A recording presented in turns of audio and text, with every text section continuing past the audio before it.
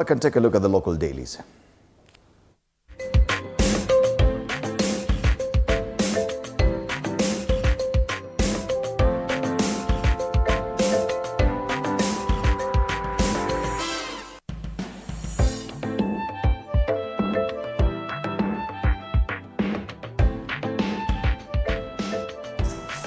All right, and we start off with the Standard this morning. A selfish union is a headline. Broad-based at one. They're just looking at the first year anniversary of the broad-based arrangement. They say, see, hear, speak no evil. In the name of broad-based government, President William Ruto and Raila Odinga sealed a pact that blurred the opposition into irrelevance. What was meant to be a counterweight to executive fiat has morphed into an alliance that silences dissent and shields scandal. Raila, once a symbol of accountability, now plays cheerleader to President Ruto's excesses in a deal that smacks of opportunism. Kenyans have been left with a government without restraint 1 year later. The story is on page 6, and we have a picture of the two gentlemen in that firm handshake. Ni kama tu ile handshake ya Raila Odinga, na unajua ilitumika sana. Na inatumika mara mingi sana. Raila Odinga akipea handshake Mwai Kibaki, akipea handshake Uhuru Kenyatta, akipea handshake. Lazima akumbushwe. Yeye mkono yake ni kama itapigwa picha yekwe mahali. So they quote the Wiper Party leader, Kalonzo Musyoka, says there is something fundamentally wrong with the state of Kenya under the existing regime. Scandal after scandal and attempts to sell off Kenya's crucial infrastructure on the cheap are the modus operandi of this disgraced regime. Let's go to page 6. Tuone some of the things want to mention. And I say that with Raila in his pocket, Ruto has a field day doing what he wants. And they even quote the fact that now the president is using the ODM party leader to save the Nairobi governor. Go save this guy of mine. Na anafanya hivyo.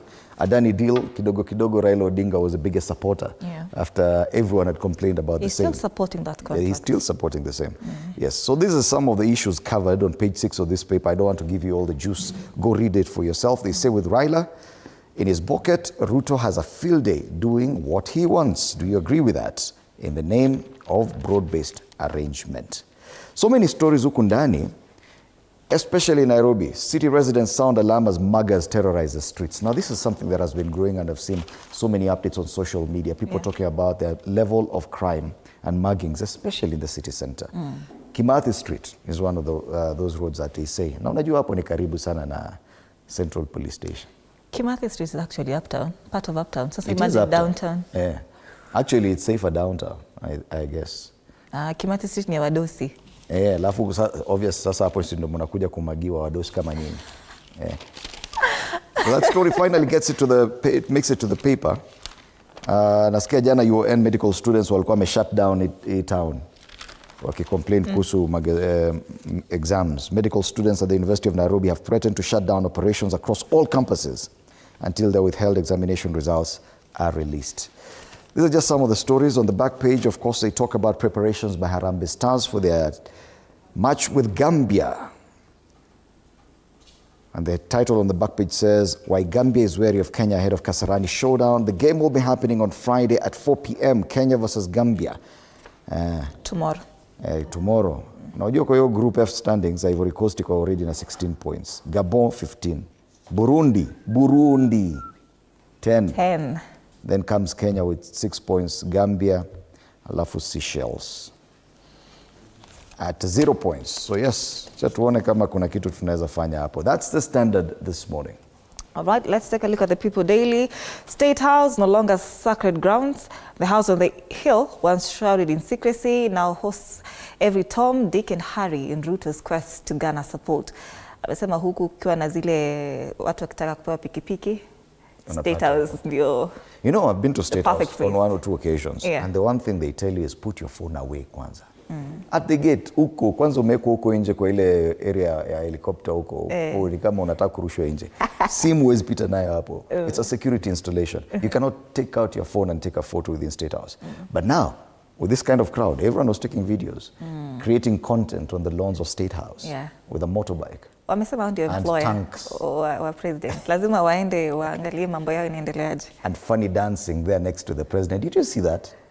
Yes. There's some lady who was dancing funny, making even the president uncomfortable. That is the new reality of State House. State House no longer sacred grounds. This story has been covered extensively on pages 4 and 5 of the People Daily. On the top strip, unfulfilled promises expose Mudavadi and Wetangula, the two Western brothers.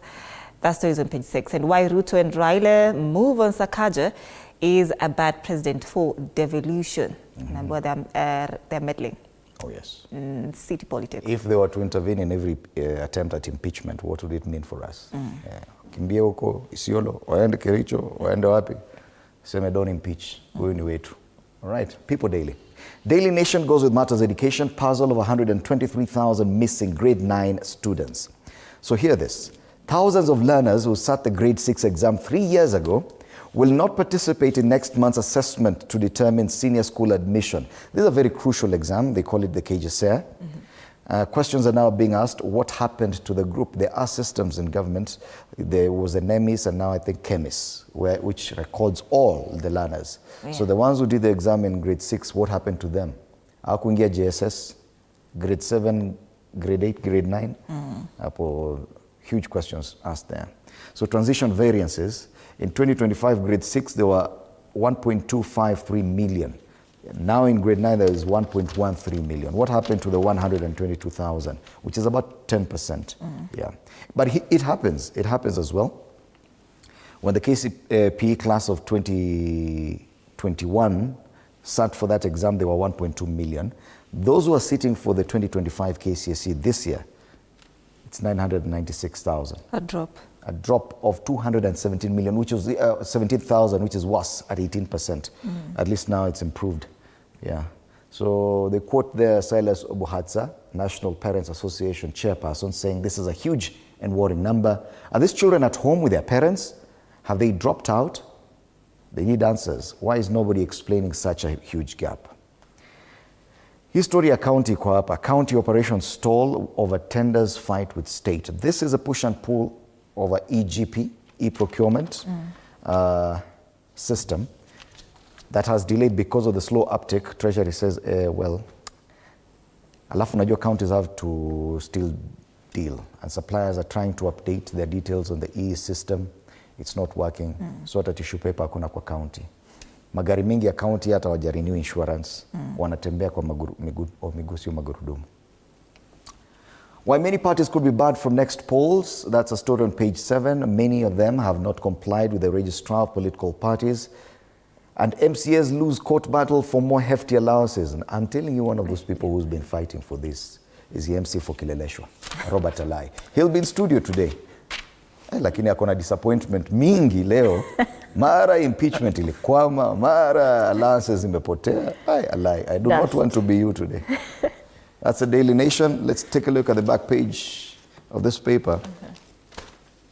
Kenya hopes to end 24-year wait for men's at 10,000 meters. And this is about the World Under-20 Cross-Country Championships. Yes. Yesterday, I saw the flagging off of the team to the Tokyo tournament at State House. Wamesahau mpira for now. Wameenda athletics. That's the Daily Nation.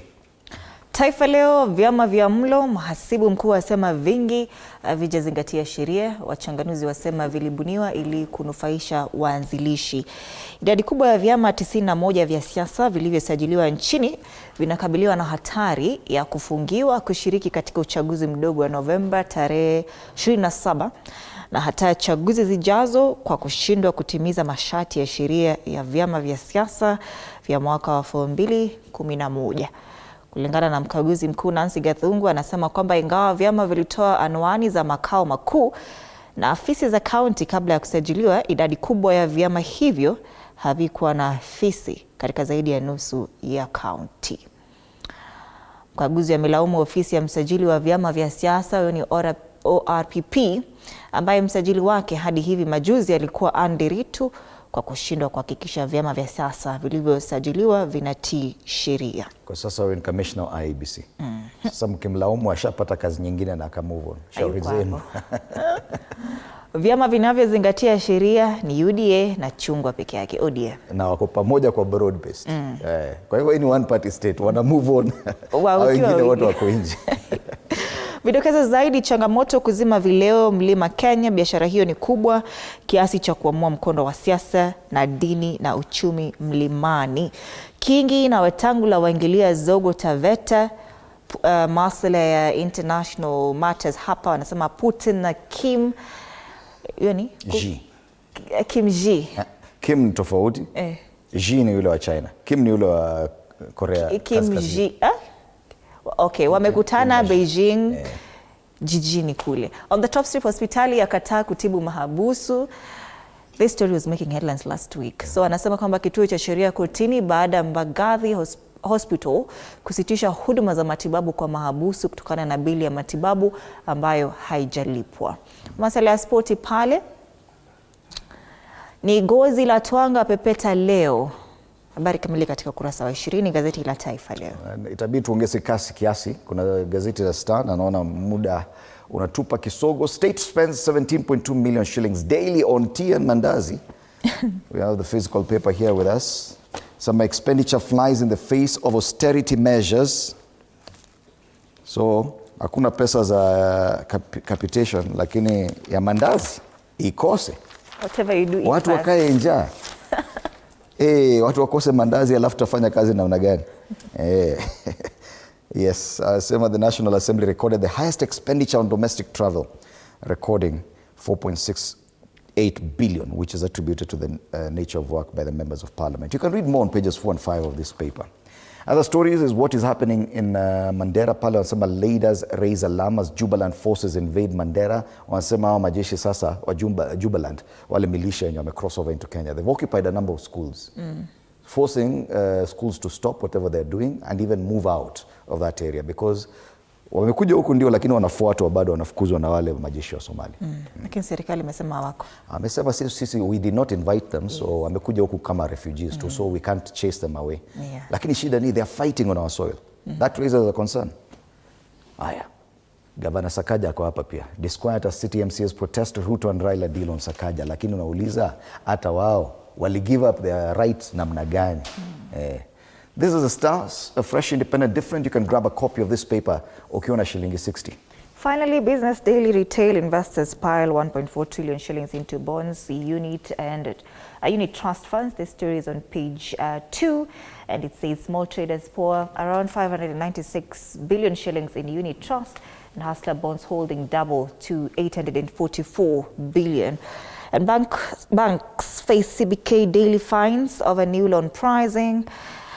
Isuzu East Africa marks 50th anniversary on the ticker. Hiring by companies grows at the fastest pace in 15 months. Micro lenders sell off loans to banks as defaults increase. Finally, Kenya's vegetable export hit by tough EU market rules. That's the Business Daily this morning. All right. Just a reminder of the gentleman who will be in studio to discuss these headlines. Wilson Sosion, who's a former MP and also a teacher by profession. He was a Secretary General of the National Union of Teachers a few years back. Dr. Peter Mbai, Secretary Planning and Economic Affairs of the DCP, will be here with us, alongside Fwamba NC Fwamba, who's a governance analyst, and Robert Alai, MCA Kilelesho, who's been on the headlines this week. Atakuja hapa tuambie. Later on, we'll be talking matters wildlife conservation and local tourism growth in the country with Daniel Mbugua and Charles Gaku. All right, tukimalizia tuangalia wachoraji